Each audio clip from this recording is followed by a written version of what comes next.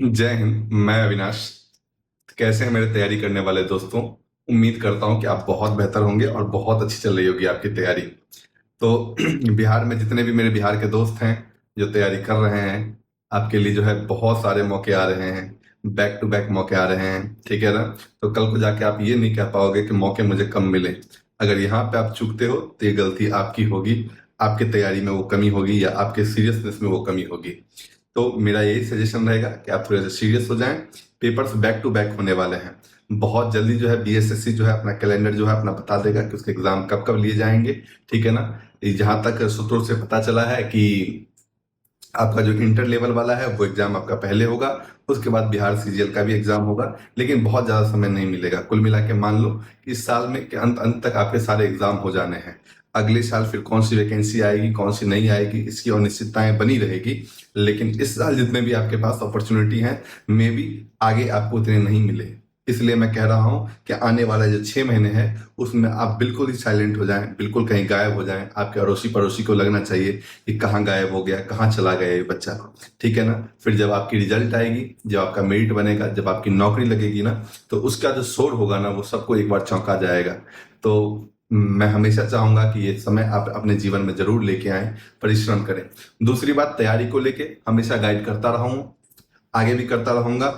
तैयारी का जो है आपको जो है चेंज करना पड़ेगा पैटर्न, क्योंकि एग्जाम का पैटर्न, एग्जाम में पूछे जाने वाले प्रश्नों का जो पैटर्न है वो बिल्कुल बदल चुका है। आपने विगत वर्ष में जो भी पेपर देखा होगा, नहीं देखा तो एक बार जाके एनालाइज करके देख लेना।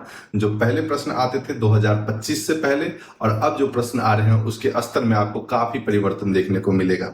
देखना, अभी जो बीपीएससी का एग्जाम होने वाला है उसके एग्जाम में भी देख लेना, आपको पुराने पैटर्न के क्वेश्चंस बहुत कम दिखेंगे। स्टेटमेंट्स, कथन, निष्कर्ष वाले प्रश्न आपको ज्यादा दिखेंगे, जिसमें ना सिर्फ आपकी का नॉलेज, आपकी जो है अंडरस्टैंडिंग को भी चेक किया जाएगा कि उस सब्जेक्ट्स, उस टॉपिक की समझ आप में कितनी बेहतर बन पाई है कि नहीं बन पाई है।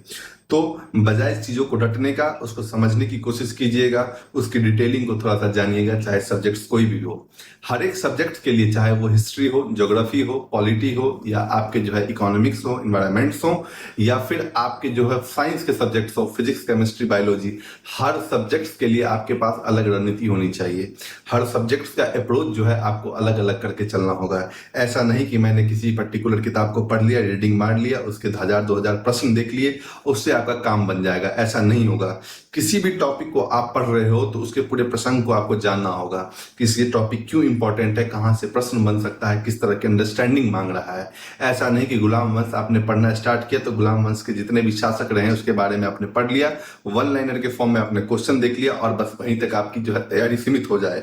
आप उसके जो है एस्पेक्ट्स को आपको जानना पड़ेगा कि गुलाम वंश था तो उसके अंदर कौन कौन सी विशेषताएं थी, कौन सा ऐसा कारण था कि निरंतर जो है गुलाम वंश पतन की ओर चला गया, अगला वंश आ गया, क्या क्या कमियां रही उसके समय, भूमि सुधार को लेके क्या क्या नीतियां थी। तमाम तरह की चीजें हैं जो आपको समझना होगा। ठीक है ना? जब आप पॉलिटी को पढ़ें तो पॉलिटी का निजी जीवन में जो आप जीवन जी रहे हो उसमें क्या महत्व है, फंडामेंटल राइट्स क्यों बनाए गए, फंडामेंटल राइट्स की क्या महत्व है, फंडामेंटल राइट्स क्यों इतना जरूरी है, ये तमाम तरह की अंडरस्टैंडिंग को अपने अंदर जो है आपको डेवलप करना पड़ेगा।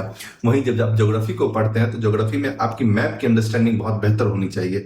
ऐसा नहीं कि सिर्फ फैक्ट से काम चल जाएगा। नदियों के बारे में अगर आप पढ़ते हैं तो वो क्लैरिटी आपकी होनी चाहिए कि नदी का उद्गम कहाँ हुआ, कौन कौन से राज्य और कौन कौन से स्टेट, कौन कौन से मेन पॉइंट से जाके जो है नदियां बह रही है। उसके जो है सहायक नदियों का क्रम आपको याद रखना होगा, सहायक नदियों की दिशा आपको याद रखनी होगी, कहाँ पे वो मिल रहे हैं, तमाम तरह की चीज आपके ब्रेन में होना चाहिए। तो ये चीजें आपको डेवलप करनी पड़ेगी। ऐसा नहीं कि आप सिर्फ वन लाइनर के फॉर्म में क्वेश्चन पढ़ लें और आपका काम बन जाएगा। ठीक है ना? जब बायोलॉजी, फिजिक्स और केमिस्ट्री को आप पढ़ते हैं तो ना सिर्फ आप उसके स्टैटिक पोर्शन पे ध्यान देंगे, साथ ही साथ जब उस चीज को पढ़ेंगे तो उसके जो डेप्थ ऑफ नॉलेज को भी आपको एक्वायर करना पड़ेगा। नहीं कि सिर्फ आपने पढ़ लिया और आपका काम हो गया, ऐसे में काम नहीं चलेगा। देखिए, आपको लगेगा कि नहीं इतना बदलाव नहीं आएगा, लेकिन धीरे धीरे मेरा ऐसा मानना है कि आगे जाके आपको और बदलाव के लिए अपने आप को हमेशा तैयार रखना है। ठीक है? मैं नहीं चाहता कि जब ये एग्जाम हो जाए तब जाके अफसोस करो कि यार वो ये बात मैंने मान ली होती तो शायद मेरी तैयारी बहुत बेहतर होती। अभी आपके पास प्रॉपर समय है, 6 महीने से ऊपर का समय है। अगर आप अब भी कोशिश करोगे ना तो मैं मानता हूं कि आप बहुत अच्छे से इस चीजों को कवर कर लोगे।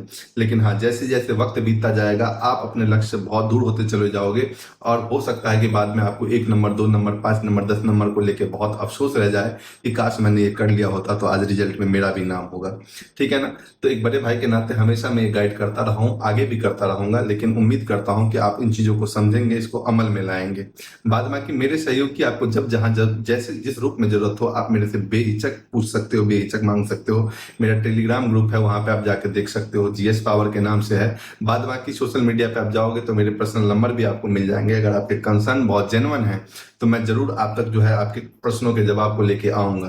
कोशिश कीजिए कि जितना हो सके अपने पढ़ाई लिखाई से जुड़े रहिए। बाद बाकी जिनका बिहार दरोगा में सिलेक्शन हो गया है, अपनी फिजिकल की बहुत निरंतर तरीके से तैयारी करते रहें। बहुत ज्यादा समय आपको नहीं मिलेगा, बरसात का मौसम है, हो सकता है ग्राउंड वगैरह तैयार ना हो, तो थोड़े बहुत आपको समय मिल जाए, लेकिन आप अपनी तैयारी को जितना जल्दी कंप्लीट कर लेंगे आपके लिए उतना ही बेहतर होगा। तो चीजों को कवर कीजिए। उम्मीद करता हूं कि आप चीजों को समझेंगे, अमल में लाएंगे। बहुत बहुत धन्यवाद। जय हिंद।